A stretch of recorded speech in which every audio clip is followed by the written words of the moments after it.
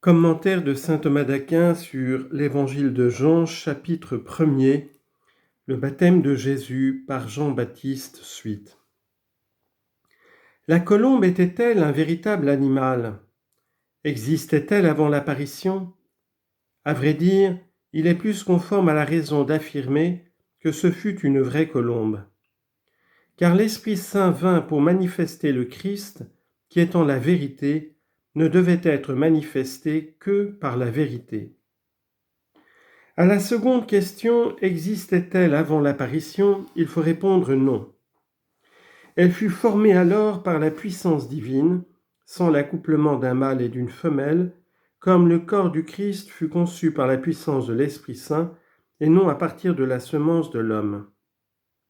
Cependant, ce fut une vraie colombe, car dit saint Augustin, citation, « Ô Dieu tout-puissant qui a fait de rien toutes les créatures, il n'était pas difficile de former un vrai corps de colombe sans le concours d'autres colombes, comme il ne lui fut pas difficile de façonner un vrai corps dans le sein de la bienheureuse Vierge sans une semence naturelle. » Et saint Cyprien écrit « L'Esprit Saint vint sous la forme d'une colombe parce que cet oiseau est simple et pur, sans colère amère, sans morsure cruelle, qu'il ne fait de mal ni du bec ni de l'ongle. Il aime la demeure des hommes et se plaît à demeurer dans une seule maison. Quand ils engendrent des petits, il les élève de compagnie. Rassemblés, ils volent en bande, ils passent leur vie en commerce familier. Les baisers de leur bec montrent leur paix harmonieuse, et ils observent en tout point la loi de la concorde. Pourquoi l'Esprit Saint apparut-il sous la forme d'une colombe plutôt que sous une autre forme? À cela, on peut assigner de multiples raisons. Premièrement, à cause de la simplicité de la colombe. Car la colombe est simple.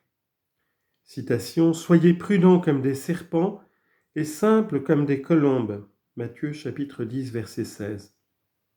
Or, l'Esprit Saint, parce qu'il fait regarder l'un, c'est-à-dire Dieu, rend simple. C'est pourquoi il apparut sous la forme d'une colombe.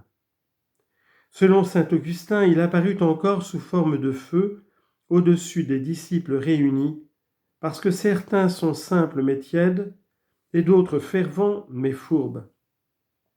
Aussi, pour que ceux que l'Esprit sanctifie fuient toute duplicité, celui-ci se montre sous la forme d'une colombe.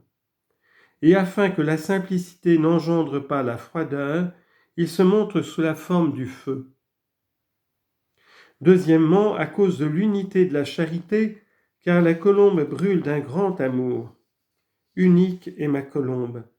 Cantique des Cantiques, chapitre 6, verset 8. Afin donc de montrer l'unité de l'Église, l'Esprit Saint apparaît sous la forme d'une colombe. Aussi ne te trouble pas de ce qu'à la descente du Saint-Esprit sur chacun des disciples soient apparues des langues de feu, qui se partagèrent. Actes chapitre 2, verset 3. Qui se partagèrent entre eux parce que l'Esprit se montre partagé selon les divers ministères. Et cependant, il unit par la charité. Et c'est pourquoi il apparaît d'une part sous forme de langue divisée. Il y a certes répartition des dons, et d'autre part sous la forme d'une colombe, mais c'est le même esprit. 1 Corinthiens chapitre 12, verset 4. Troisièmement, à cause du gémissement. En effet, la colombe a pour chant un gémissement. Aussi l'Esprit Saint, comme le dit saint Paul, intercède pour nous en des gémissements ineffables. Romains chapitre 8, verset 26. Et comme le dit le prophète, ses servantes gémissent telle la voix de la colombe. Nahum chapitre 2, verset 7. Quatrièmement, à cause de la fécondité. La colombe, en effet, est un animal très fécond. C'est pourquoi l'Esprit Saint apparut sous la forme d'une colombe pour désigner la fécondité de la grâce spirituelle dans l'Église. Voilà pourquoi, dans l'Ancien Testament, le Seigneur commanda qu'on lui offrît les petits des colombes. Lévitique, chapitre 5, verset 7.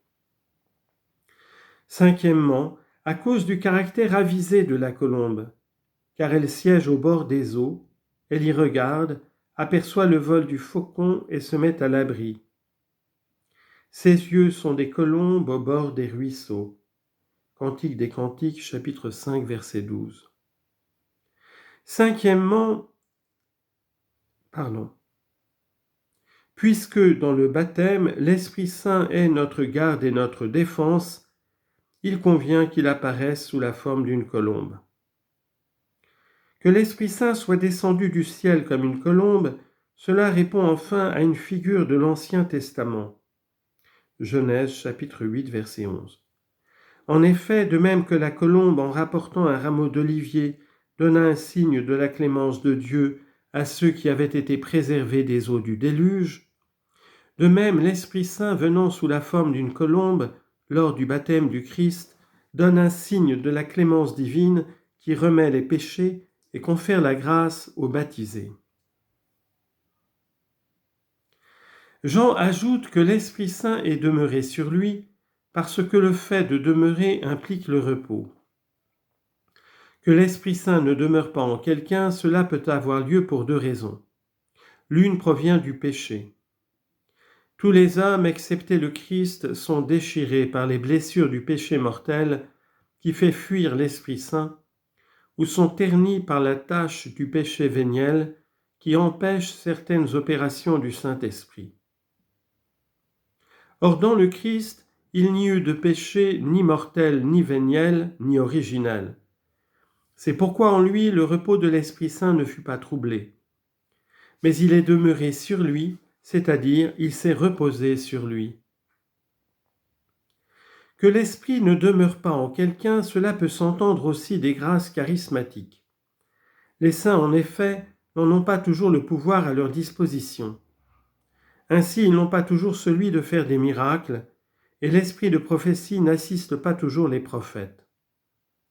Le Christ, au contraire, eut toujours le pouvoir d'opérer tous les miracles et d'exercer tous les charismes, et c'est pour l'exprimer qu'il est dit « il est demeuré sur lui ». Voilà pourquoi ce fut là le signe propre permettant de reconnaître le Christ, comme le dit la glose à propos du texte d'Isaïe, « L'Esprit du Seigneur reposera sur lui », chapitre 11, verset 2, ce qu'il faut entendre du Christ selon qu'il est homme, par où il est moindre que le Père et l'Esprit Saint. Le sens de cette vision. Et moi je ne le connaissais pas, mais celui qui m'a envoyé baptiser dans l'eau m'a dit, celui sur qui tu verras l'Esprit descendre et demeurer, c'est lui qui baptise dans l'Esprit Saint. Ici, Jean interprète sa vision. Selon certains hérétiques, comme les Ébionites, le Christ ne fut pas Christ dès sa naissance, ni Fils de Dieu, mais commença de l'être quand à son baptême, il fut oint de l'huile de l'Esprit Saint. Cette opinion est erronée, puisqu'à l'heure même de la nativité, l'ange dit au berger « Aujourd'hui vous est né un sauveur qui est le Christ Seigneur dans la cité de David. » Luc chapitre 2, verset 11. Afin donc qu'on ne s'imagine pas que l'Esprit Saint était descendu sur le Christ lors de son baptême, parce qu'il aurait eu un besoin actuel de l'Esprit pour sa sanctification, le Baptiste montre la cause de cette descente en disant qu'elle n'était pas nécessaire au Christ, mais qu'elle l'était pour nous, afin que sa grâce nous soit manifestée.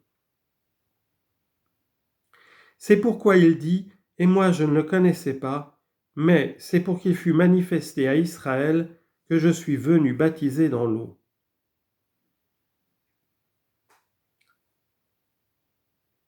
Mais ici surgit une question.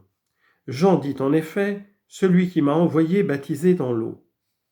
Si nous disons que c'est le Père qui l'envoya, cela est vrai. De même si nous affirmons que c'est le Fils. C'est encore plus manifeste puisqu'on dit que le Père et le Fils l'envoyèrent.